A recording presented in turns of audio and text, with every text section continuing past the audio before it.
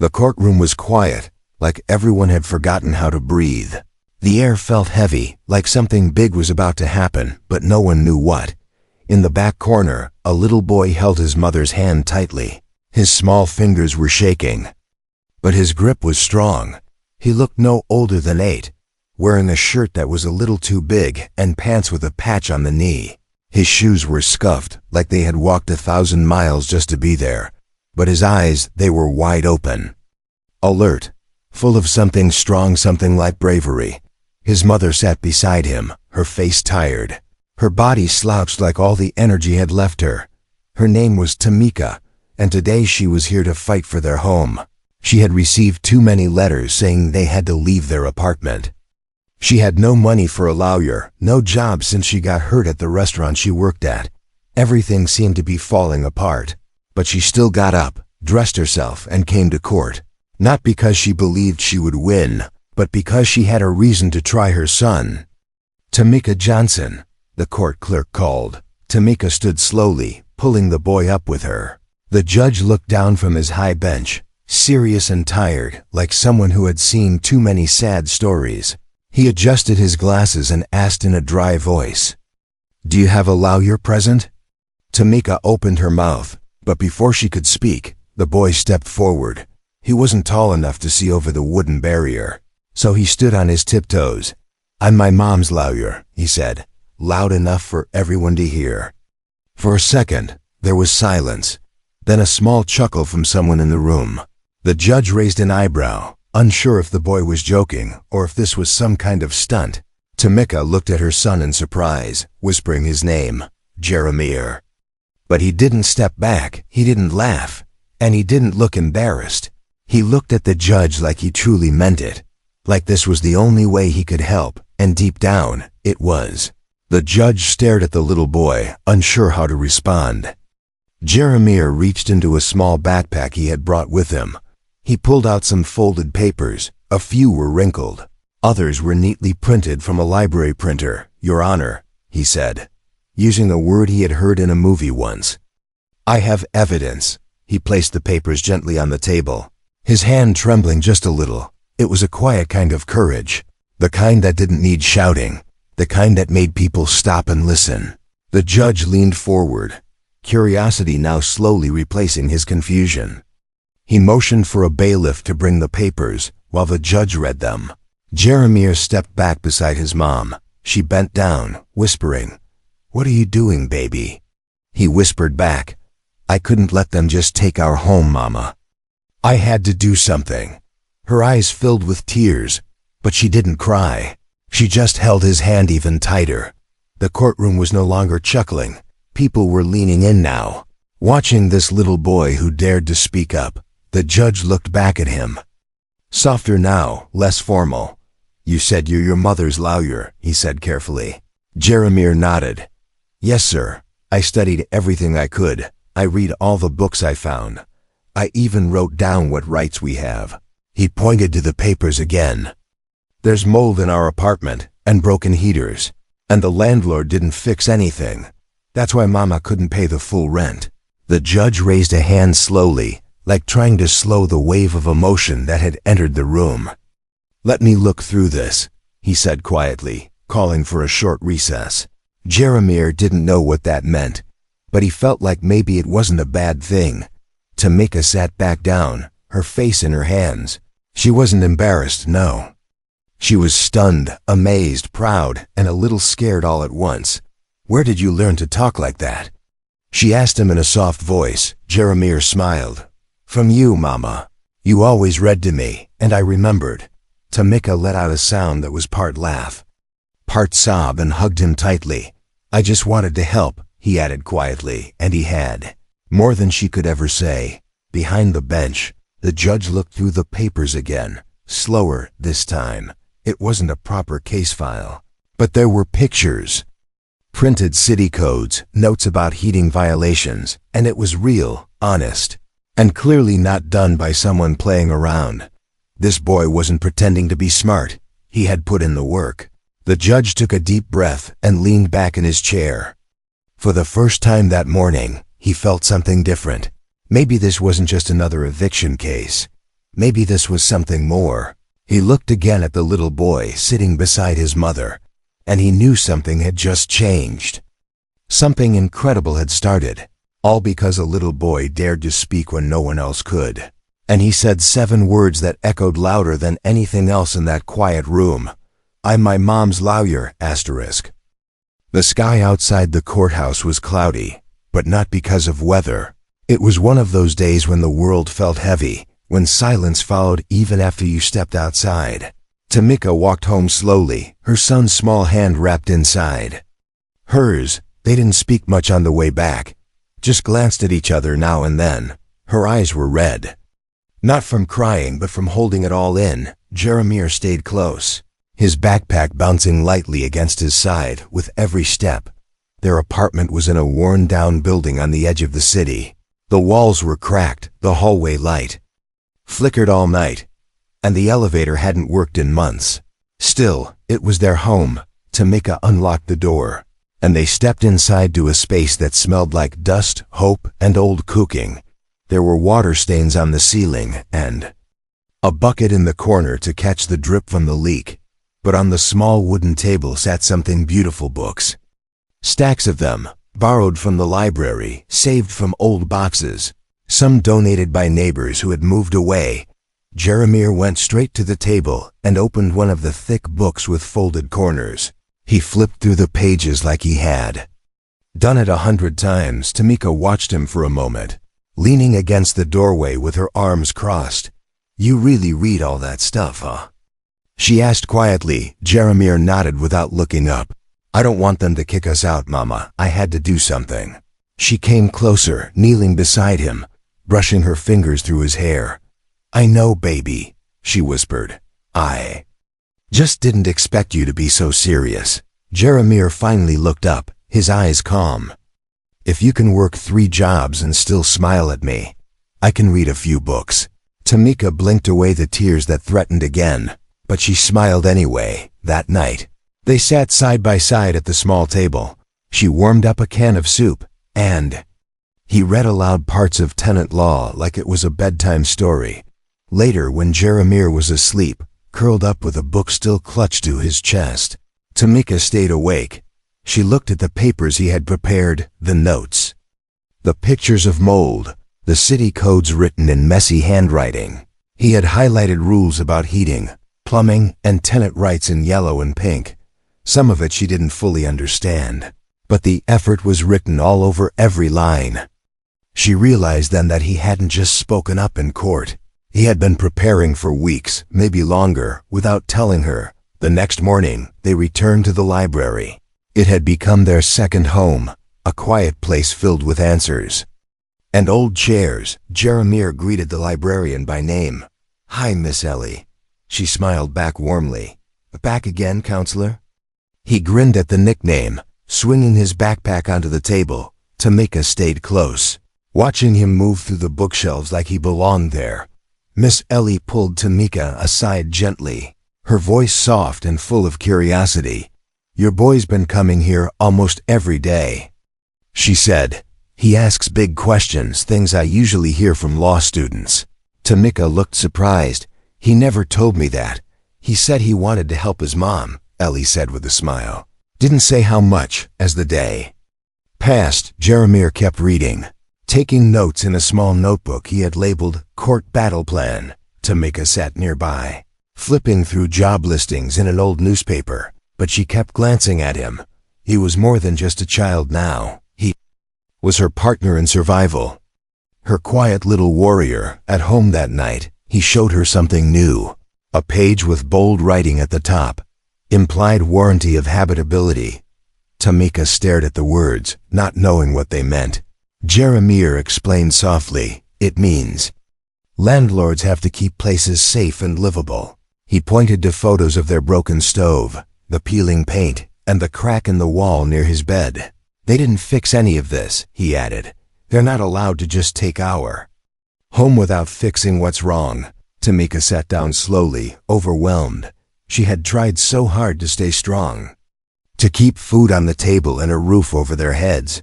She never expected her son to become her anchor, but here he was, teaching her the rules she didn't even know existed. "I thought I had to just take it," she whispered. "Thought if I couldn't pay, that was it." Jeremiah shook his head. "We have rights, Mama, and I'm going to help prove it." The next day, Jeremiah packed his folder with even more papers. He was ready to return to court. But something unexpected happened. An older woman named Miss Cross knocked on their door. She was a real lawyer sent by a local housing support group that had heard about Jeremiah's stand in court. Tamika let her in, unsure of what to expect. But when Miss Cross sat down and looked over Jeremiah's notes, her eyes widened. "Did you do all this yourself?" she asked him, amazed. Jeremiah nodded slowly. "I had to." Miss Cross looked at Tamika, then back at Jeremiah. "I'd be honored to help represent you," she said. "And if you don't mind, I'd like your son to be part of the team."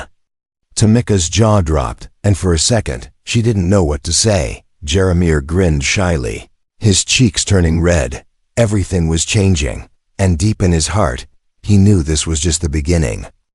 Most boys his age were building toy cars or kicking balls in the park. But Jeremiah was sitting under a flickering library lamp, flipping through pages of legal codes thicker than his school textbooks. He chewed on the end of his pencil, eyes squinting at a paragraph he had already read 3 times.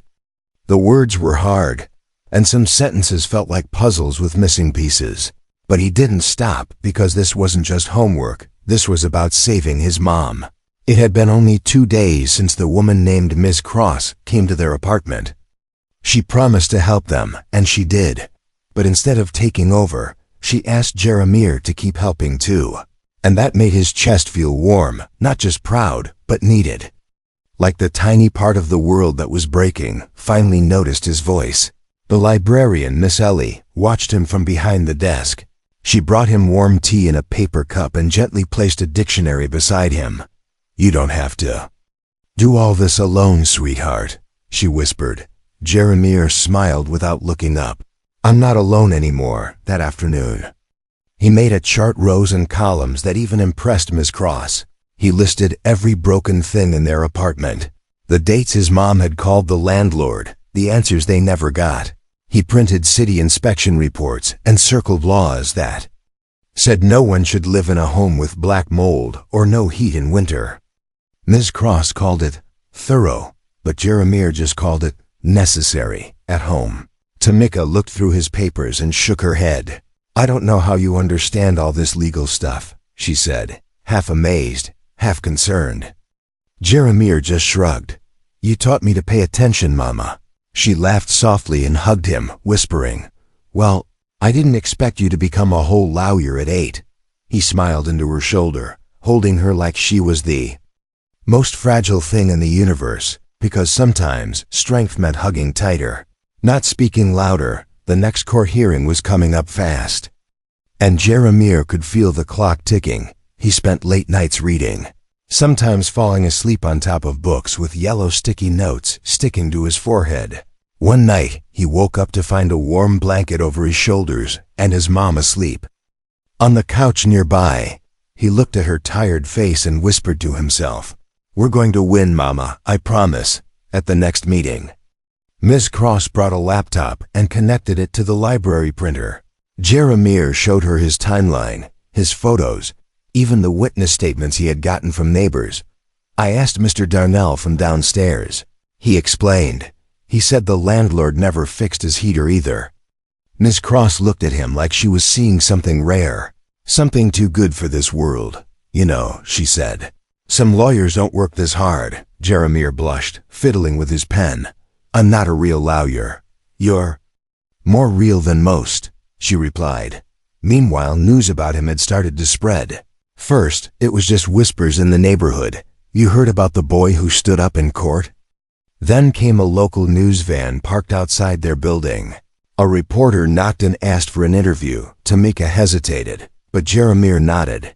"I want people to know they can fight too," he said. That night, they sat on their couch, watching the TV screen flash with Jeremiah's name.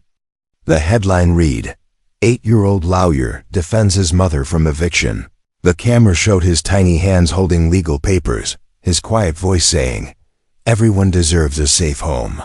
Tamika cried quietly, her hand over her mouth, not from sadness, but something bigger, something like pride and heartbreak tangled together. By the next morning, everything felt different. A few strangers had dropped off groceries at their door. One woman left a note saying, "Your son reminded me what bravery looks like." Jeremiah read that note over and over, holding it like a medal. But he didn't get distracted. The real fight was still ahead. He walked with Miss Cross to the courthouse. The next day, his small backpack filled with documents and dreams. As they passed through the security check, one of the guards leaned down and said, "Heard you're giving the lawyers a run for their money." Jeremiah smiled politely, but his eyes stayed focused on the hallway ahead. Inside the courtroom, the landlord sat with his own legal team, whispering to each other, barely looking at Tamika or her son. Jeremiah saw them, but he wasn't afraid. He took a deep breath and opened his folder. The judge entered, his robe swaying slightly. He recognized the boy instantly, and this time, he didn't hide the small smile that tugged at the edge of his mouth. "We have new evidence to present," Miss Cross said, standing, but she didn't walk forward alone. Jeremiah stood beside her. She glanced at him and stepped back. "Your Honor," Jeremiah said, his voice soft but steady, "I want to show you what my mom's been living through." He handed over the pictures, pointed to the timelines, quoted the laws he had memorized. Every adult in the room stared in silence as the boy spoke with more truth in his voice than most full-grown lawyers ever dared to. The judge leaned forward, reading the papers slowly. He didn't interrupt, didn't question, he just listened, and when Jeremiah finished, there was a stillness in the room, not the cold kind, but the kind that wraps around something powerful. Tamika placed her hand on her son's back and whispered, "You did it, baby." But Jeremiah shook his head gently. "Not yet, Mama," he said, "but we're getting close." The courtroom smelled like old wood and quiet fear. It was the kind of room where voices echoed even when whispered. But on that morning, the loudest thing wasn't a voice, it was a feeling. A feeling that something unexpected was about to happen. Jeremiah stood beside Miss Cross. His small shoulders squared as if he were carrying the weight of the entire building. He didn't speak yet, but the way he held his folder said enough. He was ready. Tamika sat behind them, her hands folded tight in her lap, her heart thudding like a drum. She had watched her son grow so much in just a few days, not in size, but in something deeper, in spirit, in courage, in fire. The judge entered quietly and adjusted his robe. This time, when he saw Jeremiah, he didn't raise an eyebrow or chuckle. He nodded, a simple motion that said, "I remember." Jeremiah nodded back, his lips pressed together in a line of focus. No longer was he the boy who surprised a room. He was now the boy they expected to hear from. Miss Cross stood and began to speak, introducing the evidence, the dates, and the witness statements, but halfway through, she placed a hand on Jeremiah's shoulder and said, "Your turn." Jeremiah stepped forward slowly, placing his papers on the small table in front of the judge. "I brought more proof," he said softly, "and I want to tell you what it feels like to live where we live." The judge leaned forward, listening. Jeremiah spoke with no shaking in his voice. He talked about the nights when they didn't have heat, the time the ceiling leaked so bad they had to sleep sitting up, how the landlord ignored every message, every call, every cry for help. "We're not trying to get out of pain," he added quickly. "We just want to live like people who matter." That sentence hung in the room like it had its own heartbeat. Even the landlord's lawyer looked down at his notepad, saying nothing. The judge held the papers in his hands, flipping through them one by one. Photos of mold growing behind Jeremiah's bed, a report from a city inspector noting several code violations, screenshots of unanswered messages sent by Tamika, and a note, handwritten by Jeremiah himself. "We are good people. We just need someone to listen." The judge took off his glasses and rubbed the bridge of his nose. When he finally spoke, his voice was quieter than before. "I see you've done your homework," he said, almost like a teacher who had been proven wrong. Jeremiah nodded, his face calm but his heart racing. Tamika felt her throat tighten, tears gathering in the corners of her eyes. She hadn't known how much her son had carried, how deeply he understood what she went through every day. "Miss Cross," the judge said, turning to the lawyer, "I want to know more about the landlord's record." She handed over another file, this one thicker. Inside were past complaints from other tenants in the same building. Broken plumbing, unsafe stairs, leaking pipes. It wasn't just Tamika. There were others too. Jeremiah had helped collect their stories, walking door to door with a notepad and a shy smile. Some people had slammed their doors, too scared to speak, but others had nodded and whispered, "Tell the judge for us." As the judge read through the file, something shifted in his posture. He no longer looked like someone managing a case. He looked like someone realizing he had almost missed something important.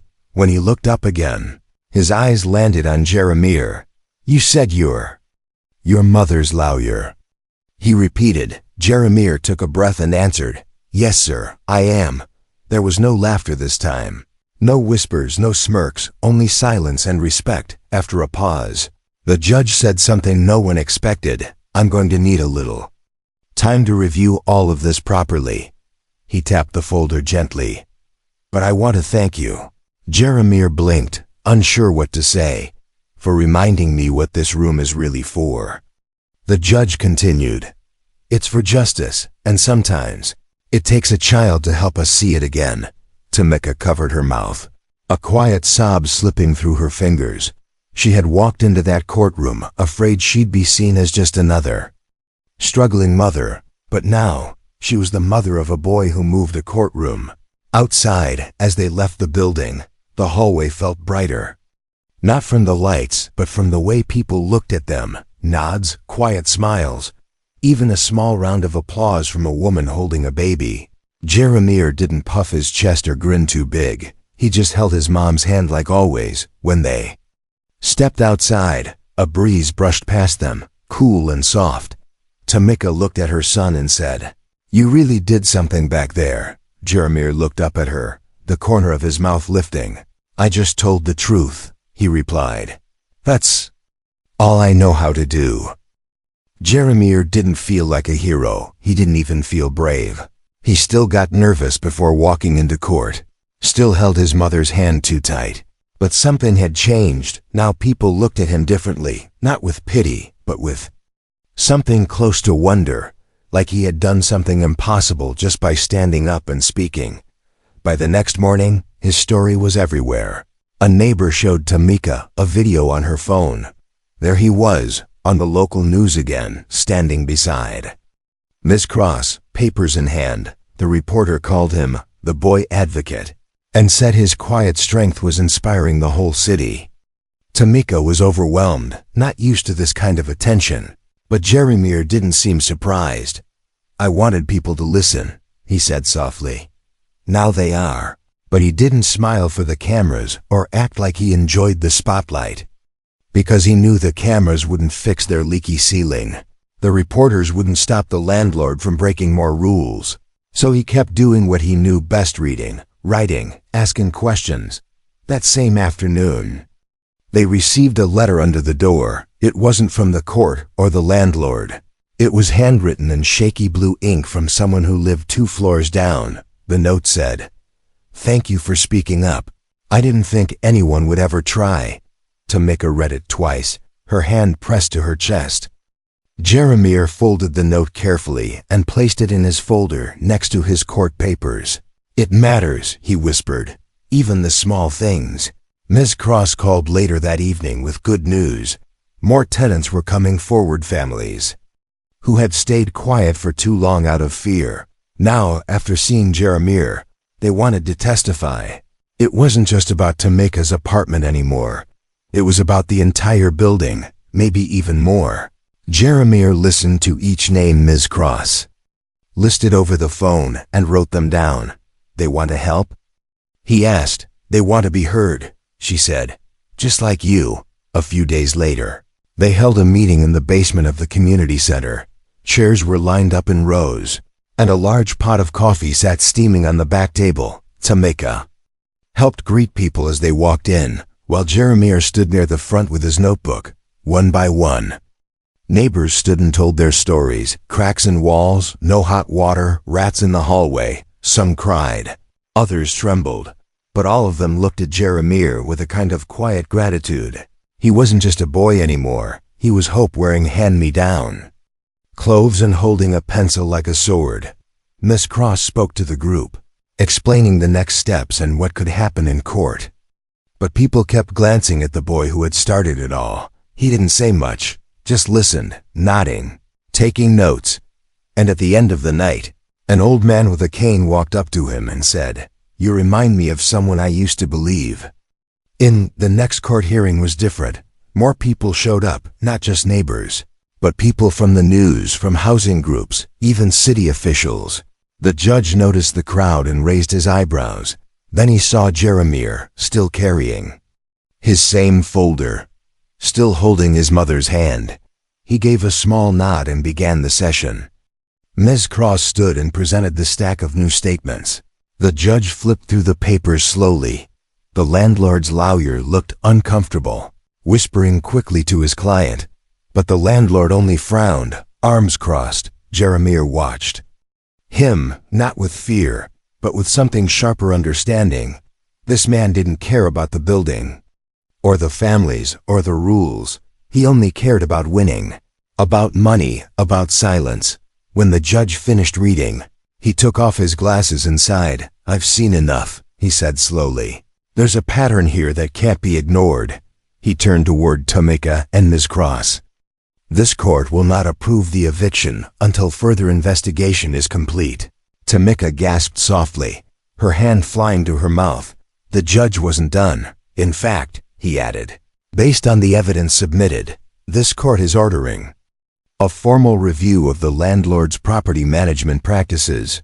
There was no cheering, no shouting, just a long, deep silence filled with something heavier than noise. Justice.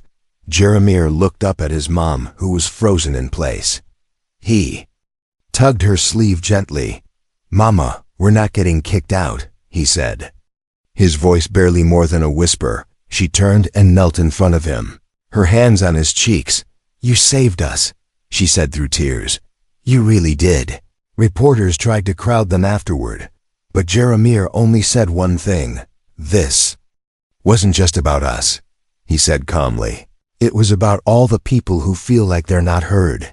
And with that, he walked past the cameras, back to his mom, back to the place that, for now, they could still call home. The building had never been so quiet, not because it was peaceful, but because something had changed. The neighbors didn't just pass each other in silence anymore. Now they paused, nodded, asked questions, shared updates about court dates. And at the center of it all was a boy with a backpack too big for his frame and a heart too big for his age. Jeremiah walked up the stairwell with a stack of flyers in his hands. Each one listed basic tenant rights and a phone number for legal help. He had made them with Miss Cross at the library using old paper and a free printer. Some of the words were spelled wrong at first, but he fixed them before printing the final copies. He knocked gently on each door, always stepping back politely. Some tenants still didn't answer, afraid, tired, or unsure if any of it would matter. But most took the paper with quiet thanks. One woman with 3 kids opened the door and said, "Because of you, I'm not scared anymore." Jeremiah didn't know how to answer that, so he just smiled and said, "We're in this together." Meanwhile, Ms. Cross had started digging deeper. She discovered something that made her eyebrows shoot up. Jeremiah's landlord owned several other buildings, and in every single one, there were complaints, ignored repairs, forced evictions, dirty water, mold, insects, a pattern that couldn't be ignored. She called Tamika and asked to meet in person. They sat in the library, Jeremiah flipping through codes while the women talked. "I think we're looking at something bigger than just your case," Ms. Cross said slowly. Tamika frowned. "You mean he's hurting more families?" Ms. Cross nodded. "And now we have the chance to stop it." Jeremiah listened carefully, his pencil tapping lightly on the table. He looked up and said, "Can we show all of this to the judge?" Ms. Cross nodded again. We can, and we will, by the time the next court date arrived, everything felt bigger. Not just because the room was full of reporters, housing officials, more tenants, but because the truth was finally out in the open. Jeremiah walked into the courtroom like it was a place he belonged. His backpack was heavier now, not with just papers, but with the weight of many voices. The judge entered, adjusted his glasses, and scanned the room. He seemed more serious than before, like he knew what was coming wasn't just another hearing. Ms. Cross stood, her voice steady, and said, "Your Honor, we have new evidence." She handed over documents that showed a disturbing pattern across all of the landlord's buildings. But then she did something unexpected. She stepped aside and motioned for Jeremiah. He stood slowly, holding a page of notes, and in that moment, the room leaned in not just out of curiosity, but out of respect. Jeremiah cleared his throat and spoke. "This isn't just about me and my mom," he said. "It's about everyone who was too scared to speak." He listed families who had gone months without heat, elderly tenants who had fallen down broken stairs. He paused, then looked directly at the judge. "When you're a kid, people don't always listen, but that doesn't mean we don't see what's wrong." The judge didn't interrupt, didn't blink much. He listened to every word like they came from someone much older. When Jeremiah finished, he stepped back and sat beside his mom, who was holding her breath the whole time. The landlord's lawyer stood and tried to argue that it was all exaggerated, that the complaints were isolated incidents, but the courtroom didn't believe it. Not after the photos, the stories, the documents. Not after a little boy spoke with more truth than anyone else in the room. When the judge finally spoke, his words were firm. "This court finds strong evidence of repeated neglect and possible housing violations." He ordered an emergency inspection of every building owned by the landlord and paused before adding, "All eviction actions under this owner are temporarily suspended until further notice." Tamika gasped, holding her son's hand tight. The courtroom broke into whispers: relief, amazement, quiet joy. One tenant behind them started crying. Another clapped softly before covering her mouth. The landlord looked stunned, like the ground had moved beneath him for the first time. He didn't look powerful. He looked small outside the courtroom. People gathered around Tamika and Jeremiah. Some hugged them. Others just stood nearby with tears in their eyes. One man said, "You didn't just save your home. Kid, you saved mine too." Jeremiah didn't know what to say, so he nodded, squeezed his mom's hand, and whispered, "We're doing it, Mama." That night, they walked home under the stars. Tamika looked up at the sky, then down at her son. "I think you were meant for this," she said, smiling softly. Jeremiah didn't answer right away, but when they reached their apartment door, he looked at her and said, "I just didn't want you to cry alone anymore." The hallway outside their apartment was different now. Not cleaner, not quieter, but filled with something new. Respect. Neighbors who once avoided eye contact now smiled, nodded, even paused to say, "Thank you." Tamika would smile back, her voice soft with surprise, but it was Jeremiah they looked at the longest. The boy who had stood in court, who spoke for families, who carried justice in a school backpack. He didn't act any different. Still did his homework by the window, still helped his mom wash dishes. But Tamika could see the change. It was in the way he sat straighter when he listened, the way he asked questions that sounded like they belonged to someone grown. It was in the way he looked at people, not with fear, but with steady, clear eyes.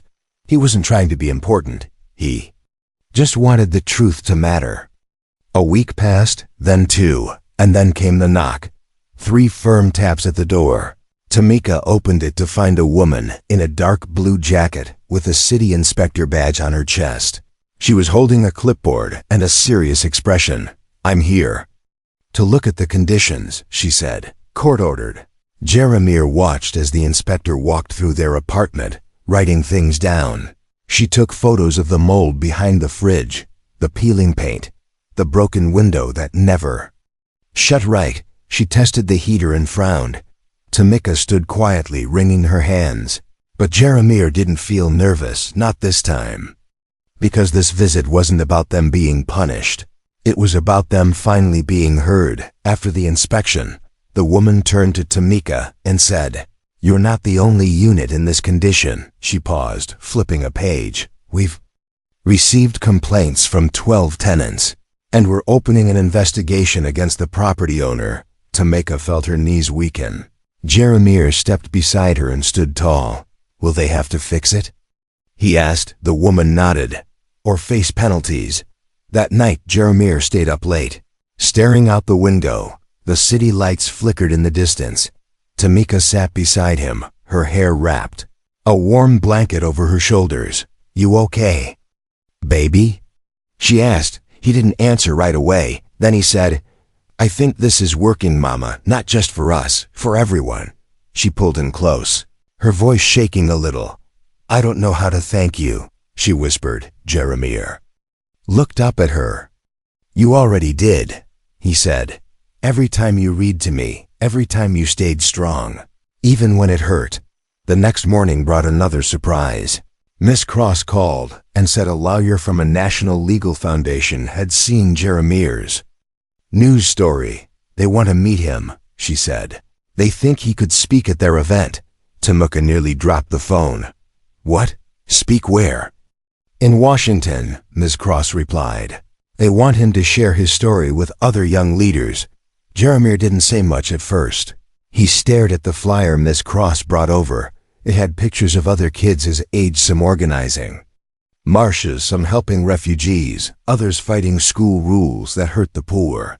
"They're kids," he whispered. Tamika smiled. "Just like you." A few days later, he stood in a small hall filled with folding chairs and community faces. It wasn't Washington yet. This was just the beginning. But Jeremiah held the microphone like he had always belonged on stage. "I never wanted to be famous," he said, his voice steady. "I just wanted my mom to stop hurting."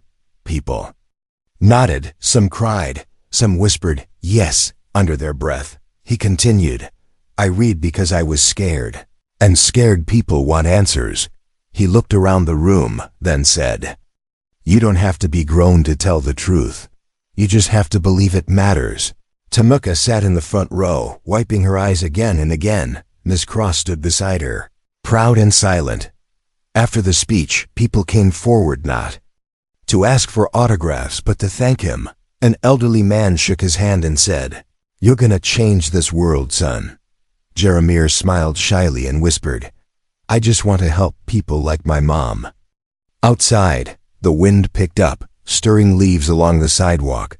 Tamika took her son's hand as they walked home. They passed a bus stop with their building's name painted behind it. Jeremiah stared at the wall for a long second, then reached into his backpack, pulled out one of his flyers, and gently taped it to the pole. Someone else would see it. Someone else might need it. He didn't say a word. He just smiled to himself and kept walking. It started with a phone call no one expected. Jeremiah had just come home from school, his backpack still full, his shoes still dusty. Tamika was washing dishes, humming softly. The phone rang, and she wiped her hands on a towel to answer. The voice on the other end was calm, professional, but carried excitement under every word. "This is Senator Will's office," the woman said. "He read your son's story, and he wants to meet him." Tamika blinked, unsure if it was a joke, but it wasn't. 1 week later, they were on a train heading toward the state capitol. Jeremiah sat by the window, watching the trees blur into green streaks. Tamika held his hand the whole way, not because he needed it, but because she did. The meeting wasn't fancy, no cameras, no speeches, just a quiet room and a man in a gray suit who smiled warmly at Jeremiah. "I've been in politics a long time," the senator said, "but I've never seen anyone move a courtroom the way you did." Jeremiah stayed silent at first, unsure what to say. The man leaned forward. "We need voices like yours, not just now, but for the future." When they returned home, things began changing fast. The landlord was fined and forced to fix everything or sell the buildings. The city placed new inspectors on every property in the area, and more than a dozen families were allowed to stay in their homes without fear. Miss Cross called it a small revolution. Jeremiah just called it right. Months passed, but the story didn't fade. A nonprofit gave Tamika a job helping tenants understand their rights. She stood behind tables at events, handing out pamphlets, smiling proudly when someone asked, "Aren't you the mother of that boy Lawyer?" And she would nod and say, "Yes, I'm his mother, but I'm also a fighter now." Jeremiah kept going to school, still doing chores, still folding flyers. But once a month, he stood in front of new crowds, libraries, community centers, even classrooms in schools wealthier than his. He told his story not for applause, but for awareness, because someone, somewhere, might be in the same place his mother once was. One cold evening, Tamika sat by the window holding a cup of tea. Jeremiah curled up on the couch with a book too advanced for his age. The heater hummed softly. The ceiling was sealed, the walls freshly painted. The apartment was still small, but now it felt warm, safe, like a real home. Tamika looked at her son and said, "Do you know what you did for me?" Jeremiah looked up, puzzled. "You saved me," she whispered, "not just from being kicked out, but from giving up." He blinked slowly, letting the words sink in. Tamika continued, "You showed me what it means to be strong, even when the world says you're too small to matter." He didn't cry, he didn't say much. He just slid off the couch, walked over, and hugged her tight.